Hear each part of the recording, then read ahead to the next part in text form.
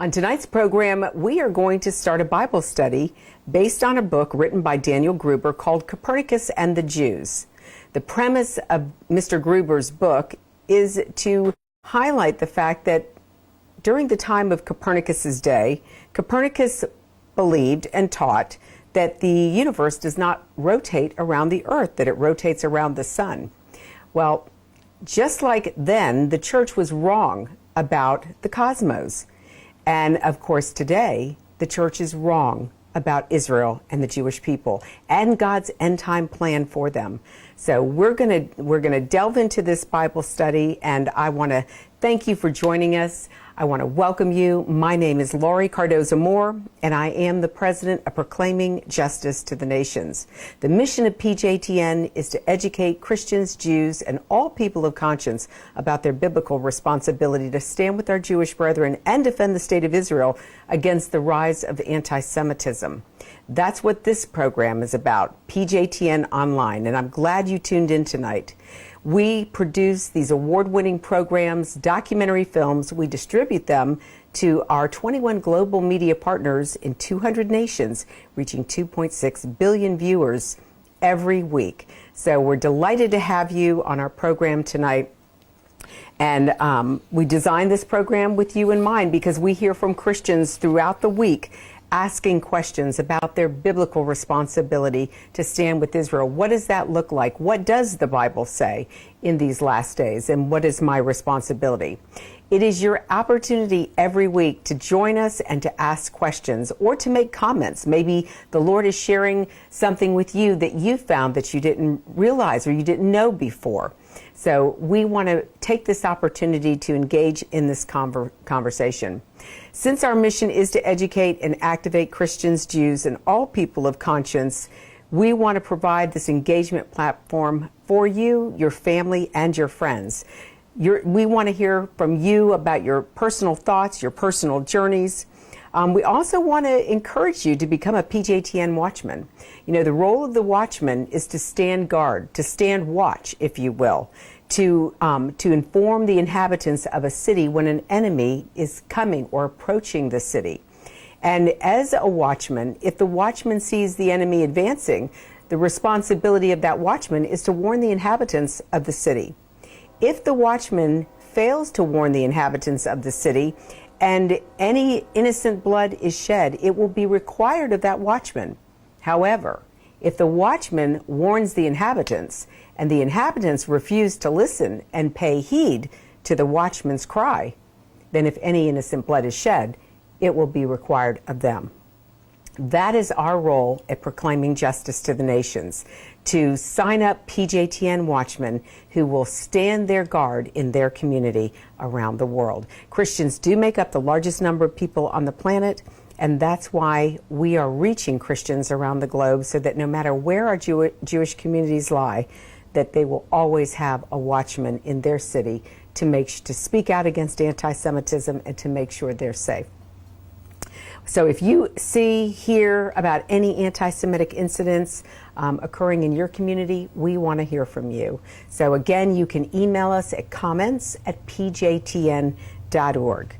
In the news this week, I always like to address some of the hot topics that are going on. And one of the specific things that I want to talk about is the Democrats are facing an internal battle over an anti-BDS bill in Congress. And this was reported in The Hill this past weekend. But apparently there is an anti-BDS bill working its way through the House and through the Senate. And many people are against this bill because they say that it violates people's free speech rights. We have to be very clear first about what is the boycott, divestment, and sanctions movement. Who is it affecting? Is it illegal to counter it or to stop it?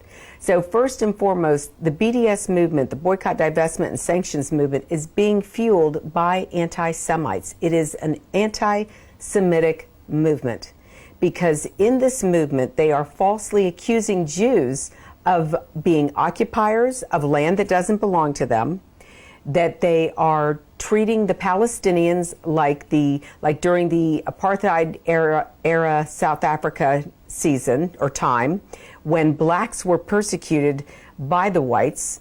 And there is no evidence to substantiate this position. In fact, you'll find evidence actually to the contrary.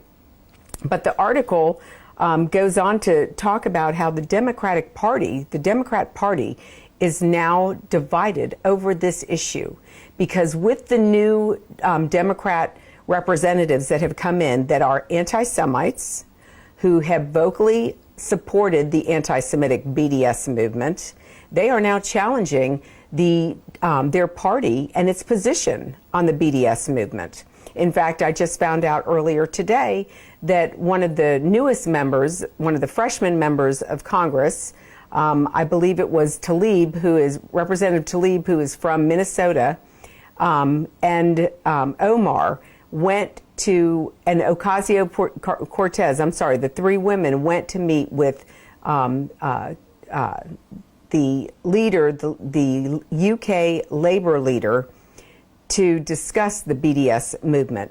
So even their involvement and aligning themselves with other world leaders who support the anti-Semitic movement is showing their true hand, their true colors, if you will.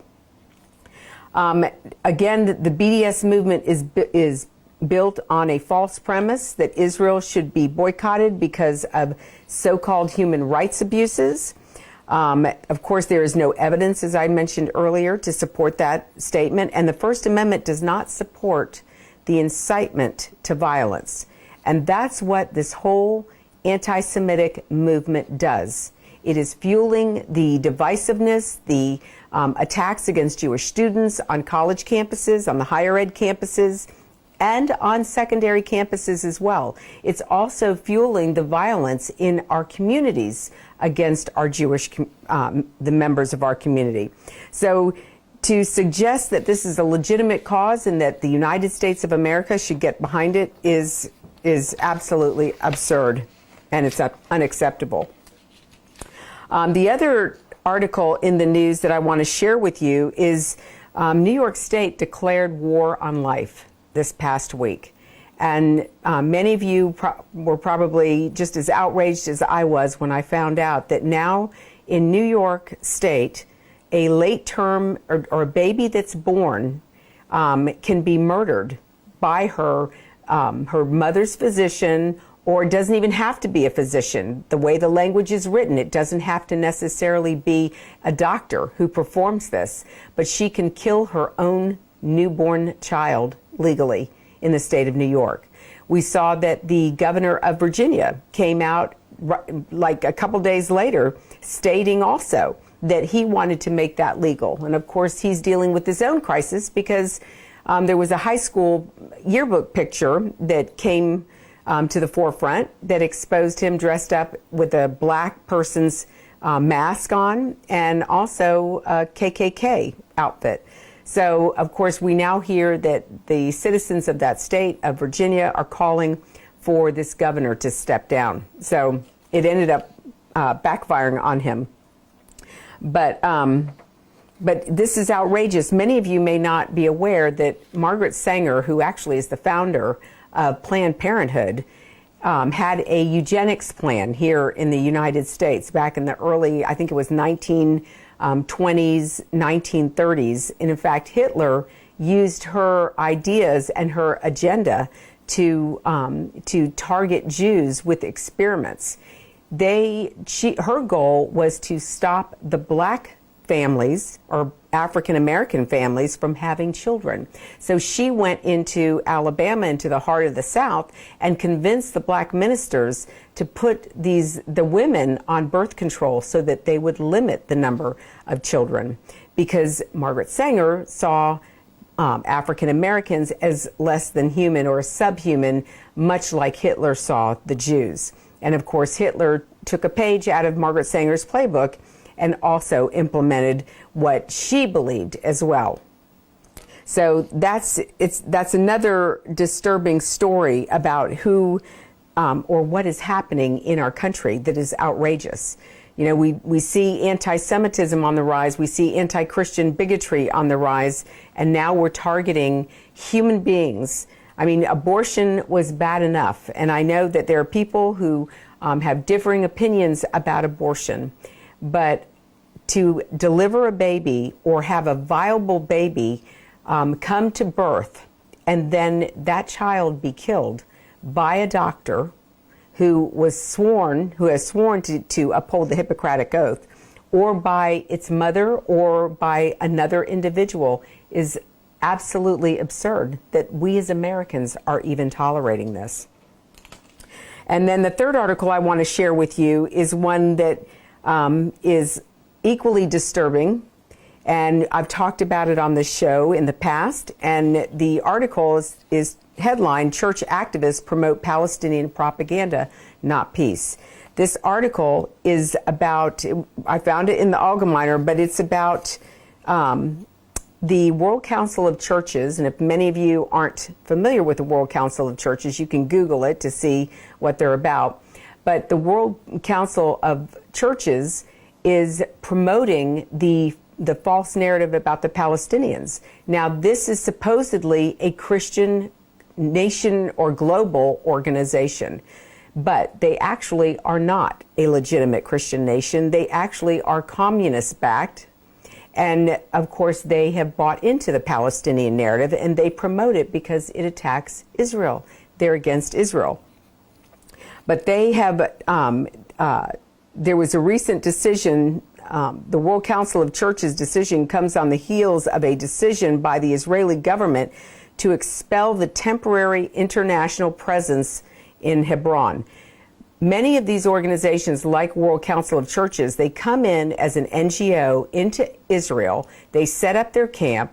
They say that false situations are occurring by the Israeli police or by the Israeli military or by the Israeli government. Again, there is no evidence to back that up. To have a group like the World Council of Churches, who professes to be a Christian organization, suggest and lie that the Israelis or the Jews are occupying Palestinian land. These Palestinians, ladies and gentlemen, are Arabs. Arabs are from Arabia. God gave the Arabs the land east, or the descendants of Ishmael. He gave them the land east of Canaan. He did not give them Canaan. God chose Canaan for Israel, for all 12 tribes, and God chose to put his name in the city of Jerusalem. Jerusalem, all of Canaan, the northern area of Israel, and really when God restores all of Israel's land back to her, when he returns, he sets up his kingdom, then that land is going to spread all the way across to the Euphrates River. So it's going to be a lot more land than what they have, what the Israelis or what our Jewish brethren have right now. So we have to be very careful, ladies and gentlemen, of the people and the organizations that we listen to. There was another story, an article that just came out today. I'm just going to quickly talk about it because we're going to talk about it in greater depth next week. But apparently another organization has come out. The Israeli government has filed a document, an expose, if you will, on organizations who are involved in boycotting, divesting, and sanctioning, promoting that movement within Israel, and that these people that are tied to the BDS movement are also tied to groups, terrorist groups like Hamas and the Muslim Brotherhood. And unfortunately, there are several Christian organizations who are listed within this group that has associated themselves with Hamas. We know that World Vision back in 2018, we did a segment on World Vision, because World Vision, a Christian organization, international, that used to do a lot of great work, and I'm sure in some areas still do. However, they hired a Palestinian, an Arab, who had ties to Hamas to distribute the money that Christians had donated to this organization. That money ended up in the hands of terrorists to launch missile attacks against innocent Israeli citizens. So we have to be very, very careful and watchful, and we have to listen to the rhetoric, remembering that as Christians, We choose to believe or have a biblical worldview. We don't base our worldview on somebody else's political positioning or based on lies or deception. Unfortunately, that's what we're contending with. And when you're dealing with the media, not just the mainstream media here in the United States, but around the world, who continue to recite the same narrative, this false narrative, falsely accusing Israel. The Bible is very clear, ladies and gentlemen, we're going to be judged one day. We know that because in Joel chapter 3, the Lord said that in the last days he's going to bring the nations into the valley of Jehoshaphat, and he's going to enter into judgment with those nations right there in that valley on account of what they did to our Jewish brethren and what they did to Israel. Those nations represent individuals too, ladies and gentlemen. We all will be held accountable for what we did or what we didn't do to stand with our Jewish brethren in their hour of greatest need, especially now as we're watching anti-Semitism on the rise. We see this anti-Semitism and this anti-Zionism that is growing globally because of this global BDS movement. And that's why PJTN has targeted this issue to expose it as an anti-Semitic issue. It is not based on fact. Again, ladies and gentlemen, there is no truth to substantiate this position. All they do is recite it over and over. And in our a documentary, Boycott This, if you're not familiar with the BDS movement and you want more information so you'll be more informed to share with your family and friends, I want to encourage you to visit our website at pjtn.org. Go to our store page and order a copy of Boycott This. We filmed that documentary in Israel, and we actually interviewed Arabs who were Muslims, who were Christians. We interviewed Druze, Bedouin, and the story that they told us was amazing because it wasn't the narrative that we hear from the false propagandists who are out there accusing Israel of being occupiers and using South Africa apartheid tactics against the Arabs. But it was amazing to see how Arabs were telling us that, you know, their Muslim friends in other surrounding countries didn't have the freedom that they have in the state of Israel. But sadly, anti-Semitism is growing among Christians again, too. And we've seen that historically. You know, if we look back in history since the time of Christ, there has been anti-Semitism within the church. It's been pervasive and been even troubling and worse at varying times throughout history. But historically, it is replacement theology that fuels anti-Semitism in Christianity, using New Testament scriptures that are quoted out of context to falsely accuse the Jews of killing Jesus. We know that Yeshua came on his own. He knew why he came. He knew that eventually he was going to have to give his life to pay for the penalty of our sin. And he went willingly to the cross. But anti-Semitism is born out of ignorance, whether it's, you know, spiritual ignorance or political ignorance, and that's why our programs are so important, because we counter that false narrative. We counter that ignorance with information, with facts and truth. The purpose of our award-winning programs and documentary films is to confront that ignorance with biblical truth. And if you would like more information about the history of Christian anti-Semitism, I would encourage you, go to the store page at pjtn.org, order a copy of The Forgotten People, Christianity, and the Holocaust. And there's also a whole list of Focus on Israel shows. They're 30-minute programs. We're going to talk a little bit more about that. They're on the store page, too. You can order copies related to different topics.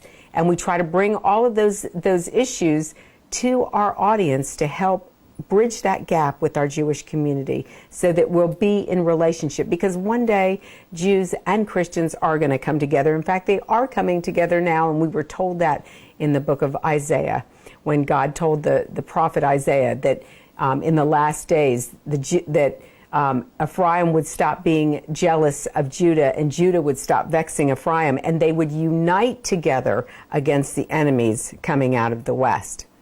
So again, visit our website, PJTN.org, go to the store page, order a copy of our award-winning films. Now we're going to take a quick break to show you another way that you can be involved as a PJTN Watchman by financially supporting our mission and our organization around the globe. When we come back, we will continue our study with Copernicus and the Jews. This month marks the 70th anniversary of the historic Declaration of the State of Israel. God's sovereign hand can be seen all over this land. Included in the celebrations is the opening of the American Embassy right here in Jerusalem. In honor of this celebration, PJTN is offering a special 70th anniversary package, which includes a captivating new book and an award-winning DVD. Israel Rising is a unique visual story of Israel's miraculous journey from unforgiving desert to thriving nation. Thousands of years ago, the prophet Ezekiel foretold a future time in which the arid land of Israel would come alive for its people. Now this breathtaking book documents the fulfillment of this vision, as rarely seen photographs from the 1880s to the 1940s are juxtaposed with recent photos of the same locations. This book will inspire and captivate you as it illuminates Israel's foretold awakening in a new and unforgettable way.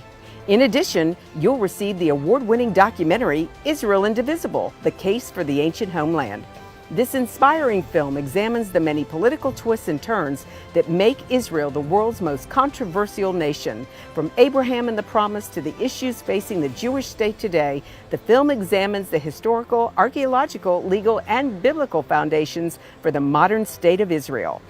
This is a limited time offer for these two remarkable resources for just a one-time gift of $70 today.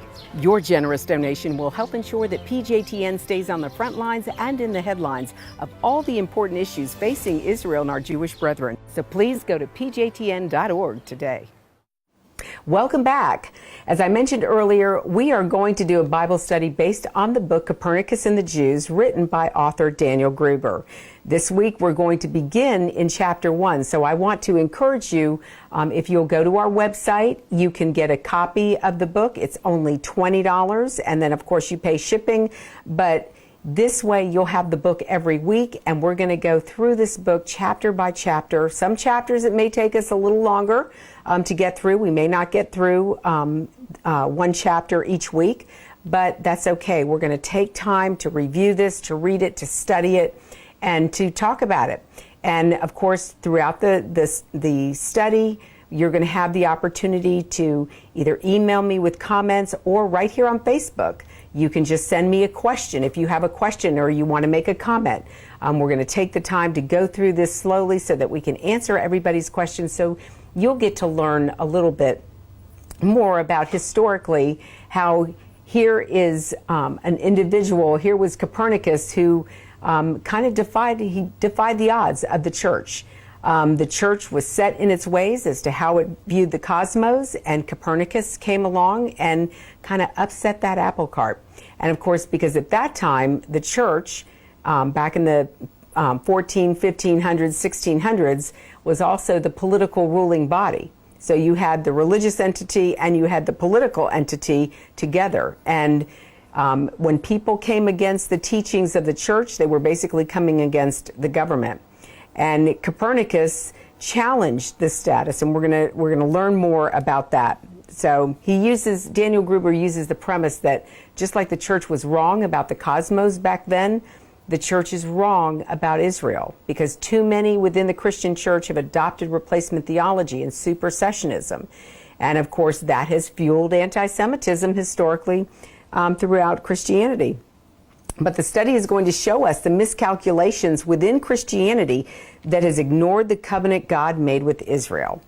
So, to begin our study, Nicholas Copernicus, just to give you a little background on who Copernicus was, his name was Nicholas. He was a Polish astronomer who revolutionized planetary astronomy and who laid the foundations of modern developments and technology.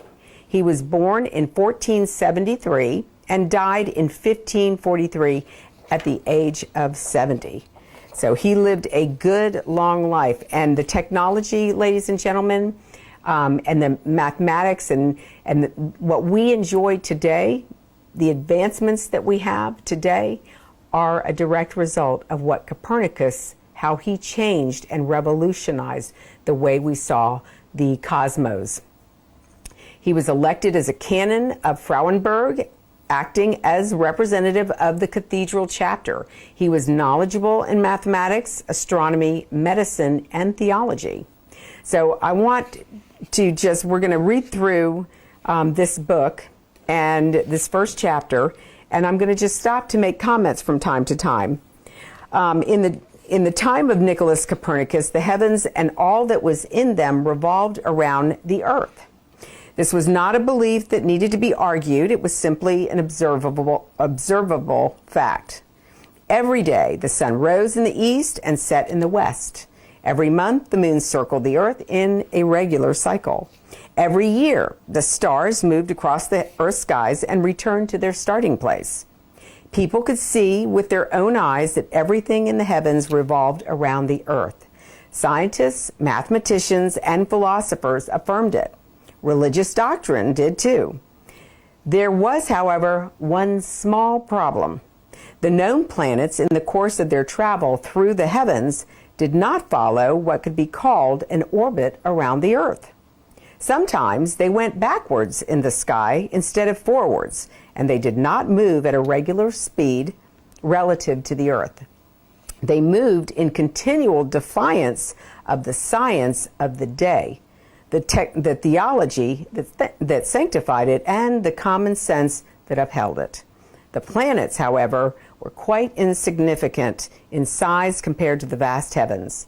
The entire universe, observably, functioned in harmony with a cosmology that placed the earth at its center. So although the planets wandered from their proper course and did not have, according to mathematical prediction, it was not a cause for concern. The planets were too insignificant to bring the whole system into question. They only showed the need for adjusting the mathematics. Great mathematicians produced great mathematical constructions to explain this planetary wandering. They sought to demonstrate that the planets really did revolve around the Earth, even though they seemed not to. The mathematicians already knew this system, and they knew the system was true. They simply had to find a way to secure the planets within that system. It was not easy, but compared to the whole well-established and well-documented system, how important were the planets anyway? The mathematicians invented homocentric spheres, spheres within spheres, having a common center. They proposed epicycles and difference, an orbit around a point on another orbit. And you know, I remember when I was reviewing this study, I remember speaking with a pastor, a leader who is very well known. He speaks all over the world.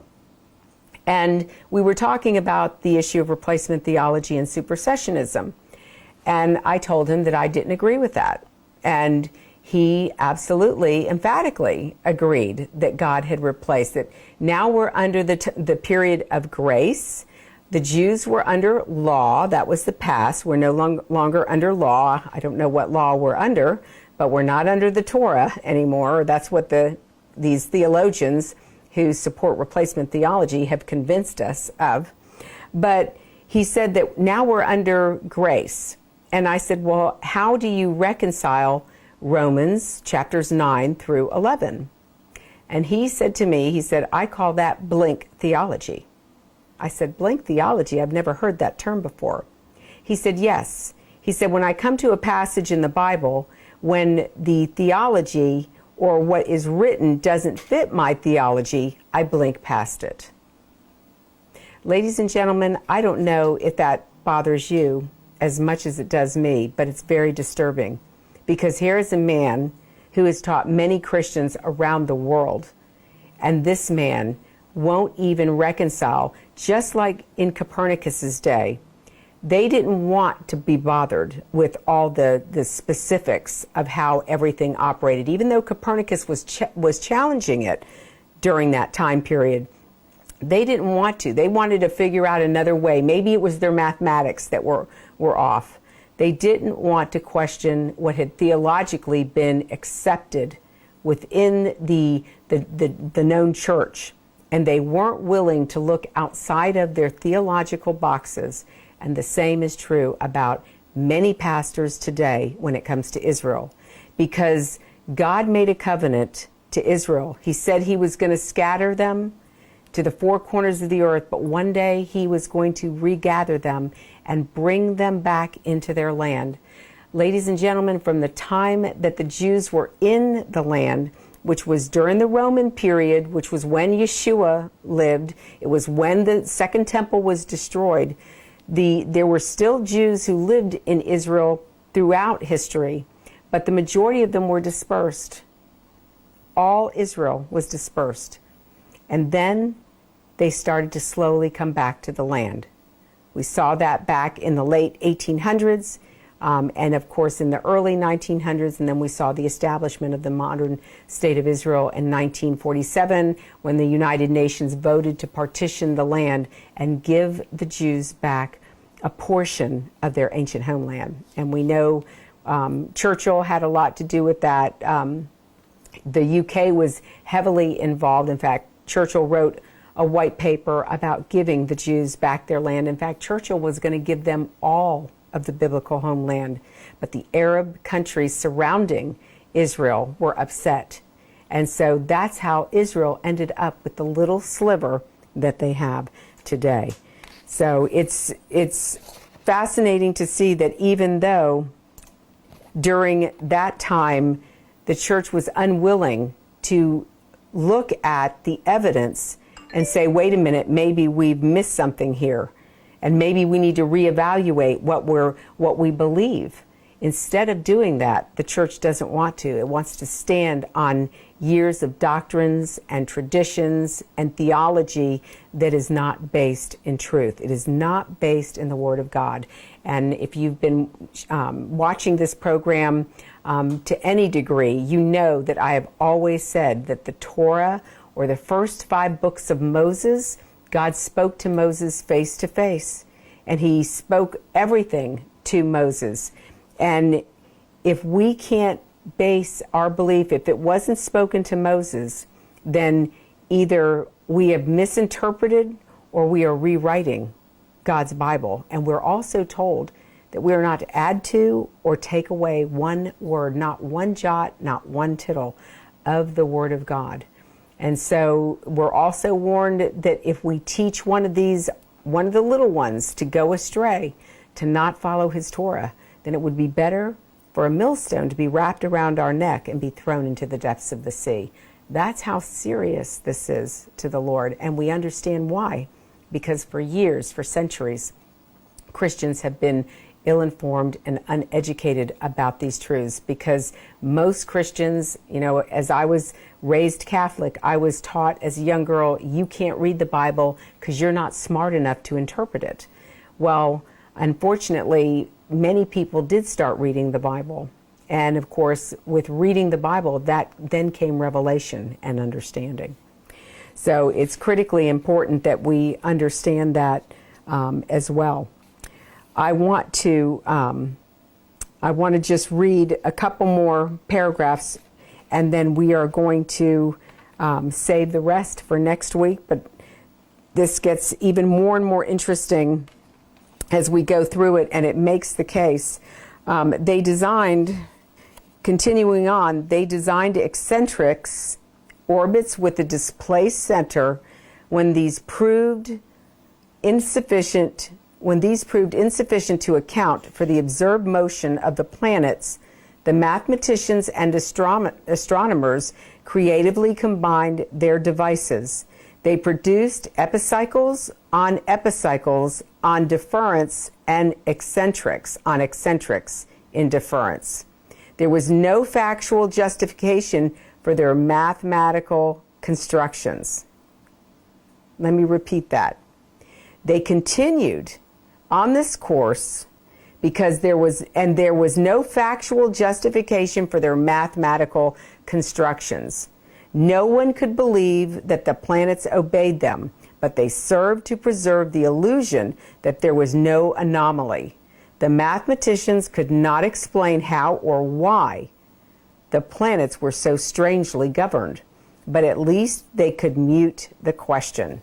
The great value of these mathematical inventions was that they preserved the integrity of the entire cosmology, and that, of course, was their great disservice.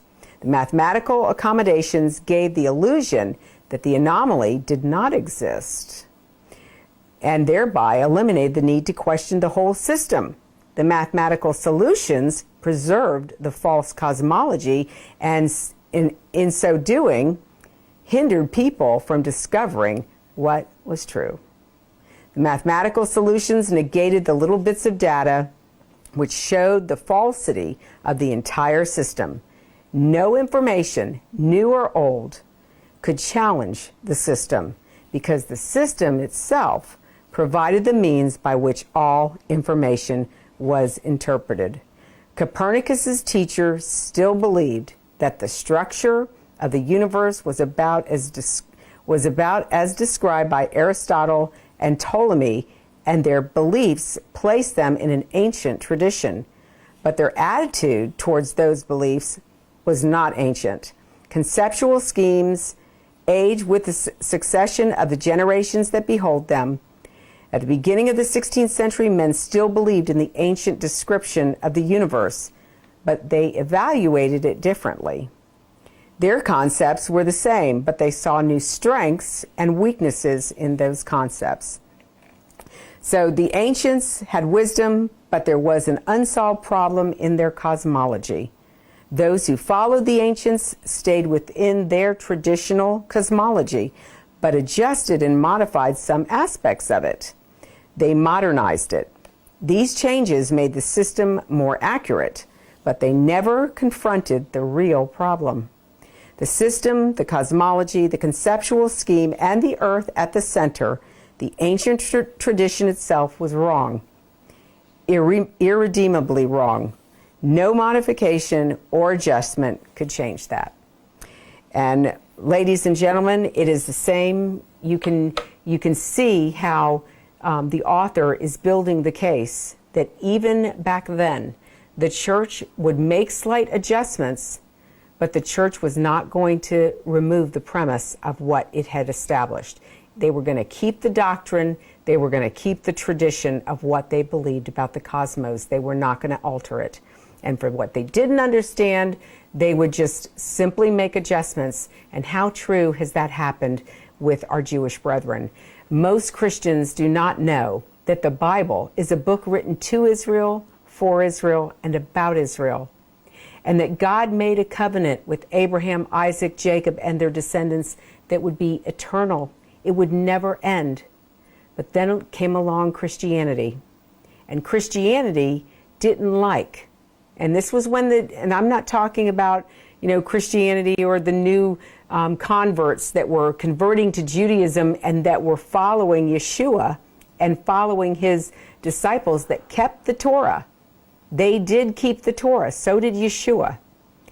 Unfortunately, there was a group of Gentile theologians who came up, like Constantine, like John Chrysostom, like Marcion, some of the early Gentile church fathers, and they changed.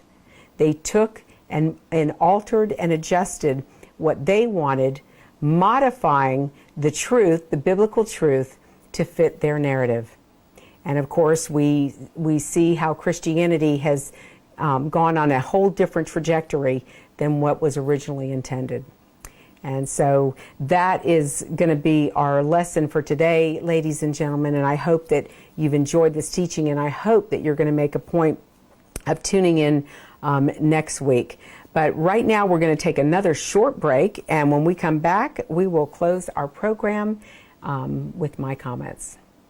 From studying history, it's very clear that what starts with the Jews never ends only with the Jews. We must strongly stand against any anti-Semitic trends, for if not stopped, they'll cause harm to all of us, and we'll witness the downfall of our Judeo-Christian Western culture. Today, many people say there's no longer a need for a Jewish state, that Jews around the world no longer need a place of refuge. But anyone who has heard recent statistics about the worldwide rise in anti-Semitism would never make such a claim. The reality is that neo-Nazi groups and Nazi sympathizers are increasing around the world. Surveys show that over 1 billion people in the world harbor anti-Semitic attitudes. Close to 50% believe that Jews have too much power in the business world, and 2/3 of the world's population has never heard of the Holocaust or believe the historic accounts of it are inaccurate. If there's one thing history has taught the Jewish people, a place they can go in time of need is essential, and Israel fulfills that role. But the need for a Jewish state is not limited to being only a refuge for Jews. Jewish tradition in Israel grants full rights for women and people of all races, faiths, and gender. This tradition is what often makes Israel among the first countries to send doctors and field hospitals to any place where a natural disaster occurs, utilizing their medical advances to save lives worldwide. Muslims, Christians, and people of every faith, or those of no faith, have the freedom to worship or not worship as they choose. For Muslims, the Jewish state goes out of its way to provide this freedom. For example, every Israeli university gives students the option of deferring their exams during the month of Ramadan. The Knesset calls off all sessions at sunset during Ramadan to ensure that Muslim Knesset members can break their fasts with the traditional iftar dinner. In an open and democratic manner, opportunities for education, advancement, and careers exist for all citizens in the Jewish state. Sadly, such rights and opportunities do not exist in any of the Muslim Arab states. For example, in neighboring Jordan, Jews cannot become citizens. And in Saudi Arabia, no non-Muslim can become a citizen. Saying that Israel must cease to exist as a Jewish state while accepting that other countries define themselves as Muslim is pure hypocrisy. In most of these countries, no rights exist for non-Muslims, women, and the LGBT community. Don't let yourself be manipulated by evil people with a wicked agenda. When the self-serving villains are in control, good people from all religions suffer. Muslims, Christians, and all people of conscience should stand proudly and show respect for a country that gives so much to the world in so many ways. Do your part, do your research, and do what you can to make a difference. Because what happens in Israel does affect us all. This is not just a Jewish or just an Israeli problem. This is a problem for all humanity, for each and every one of us who believe in freedom and human rights. Learn more about what you can do at pjtn.org. Well, that's our program for this evening. I hope you found this program tonight enlightening and inspiring. And we're going to continue our conversation next week. So I hope that you will join us, and remember to invite your family and friends to join us as well. Remember, we're going to start this study on Copernicus and the Jews. You can go to our website, the store page. We have a copy waiting there for you. It's $20 plus shipping and handling. And we'll get that book in the mail to you straight away, so you'll have a copy of it for next week's lesson as well as we do our study. Remember to share this program with your Facebook friends. I know you all know how to share, but like it also. We need as many people liking our program and sharing our program with others so that we can each be a part of being a watchman to educate our family and friends as well. I also just want to remind you to go to our YouTube.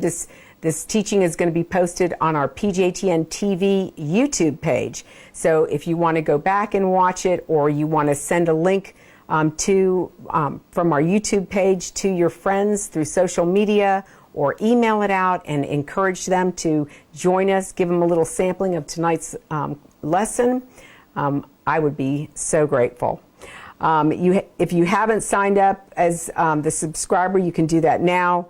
As always, if you have any questions or comments, you can post them right now on or email me at comments@pjtn.org.